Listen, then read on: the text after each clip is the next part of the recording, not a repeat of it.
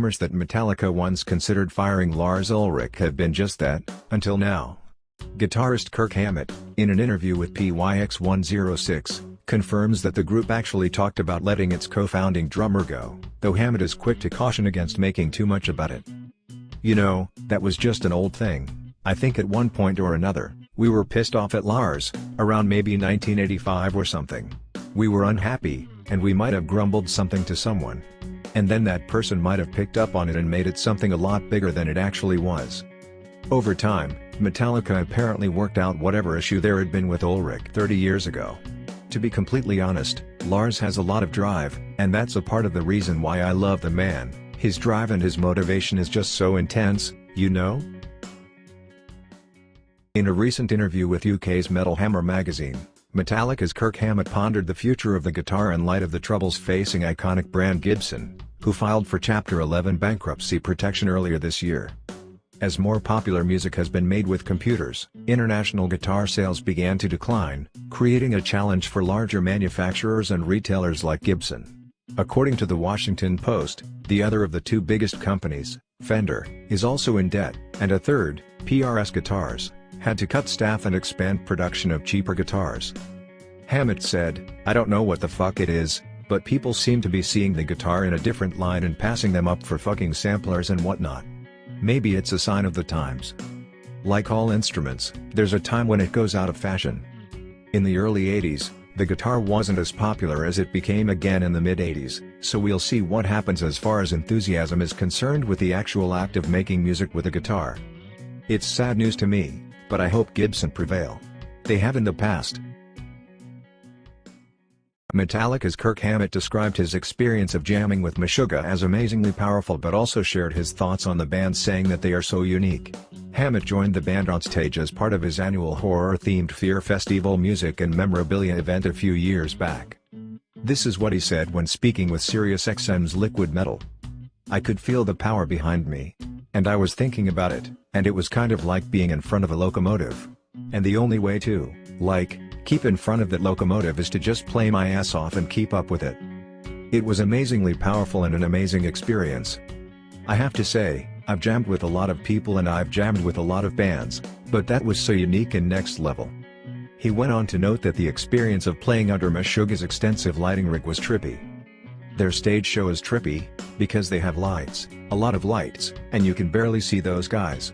So when I walked on stage, it was so dark on stage, I could barely see my guitar neck, but, for some reason, somehow, someway, that kind of added to the overall vibe.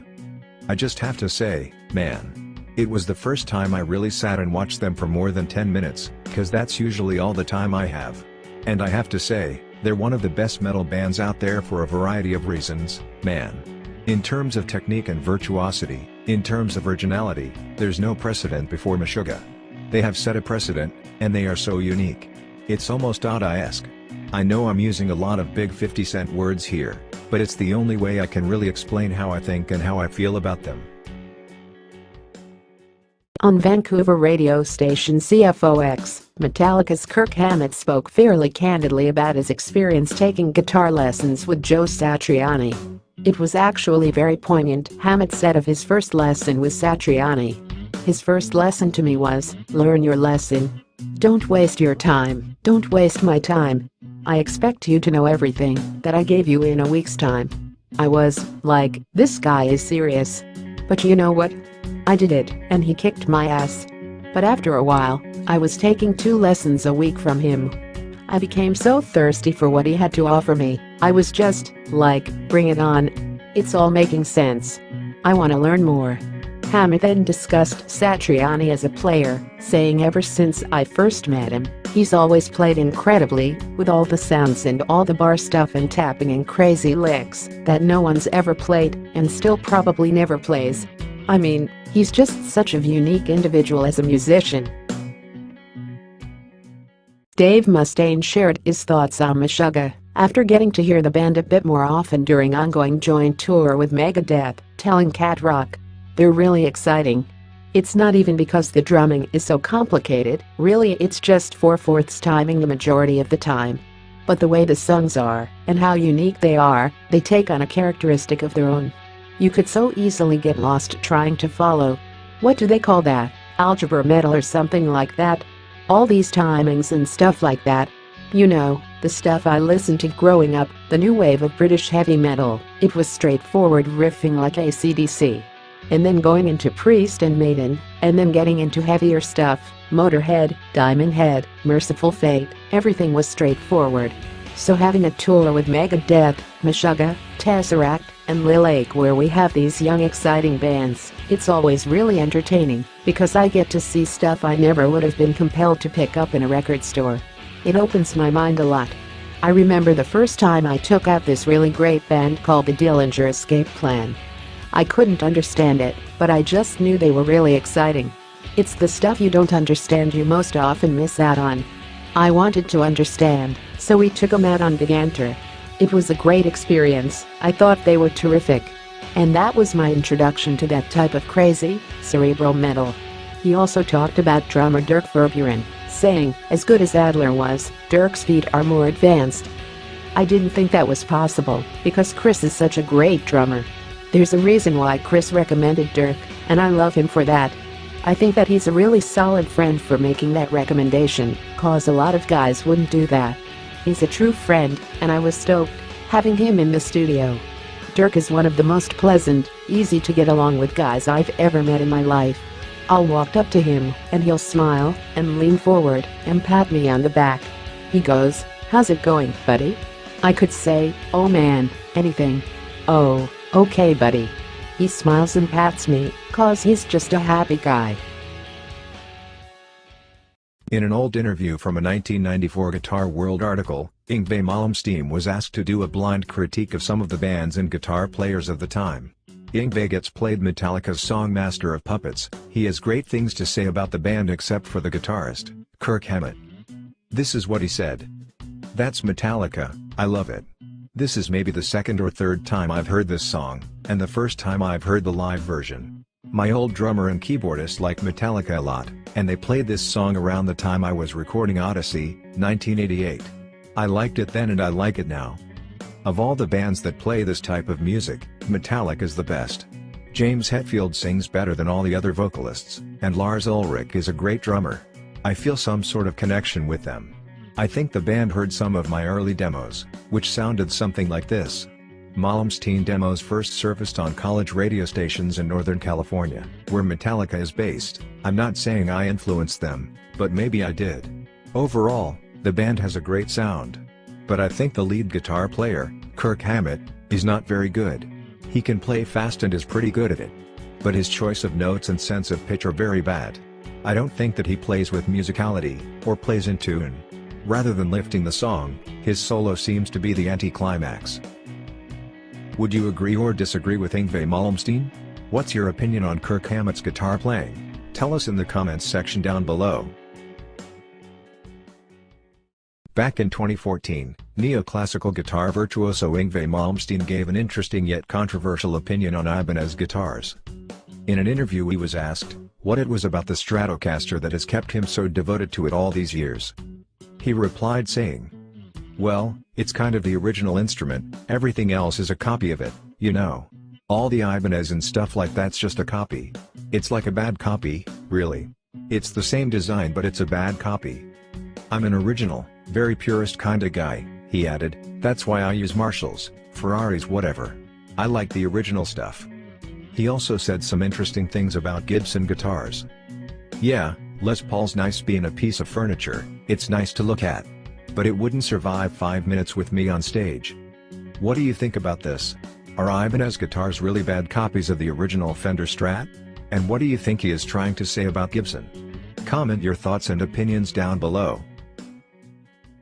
Neoclassical guitar master Yngwie Malmsteen goes through his top 5 tips for guitarists. 1. Learn from the best. Just like you, I had heroes as a kid. I got the first Deep Purple album and started figuring out how to do the whole Ritchie Blackmore thing. To be honest, I got pretty damn close. And then I soon realized he already exists, so I really should do something that sounds like me. It's a really good thing to emulate someone in order to learn your trade. I actually think it's very important. But eventually, you might want to go somewhere else with it, and that's up to each and every individual. 2. Knowledge is power.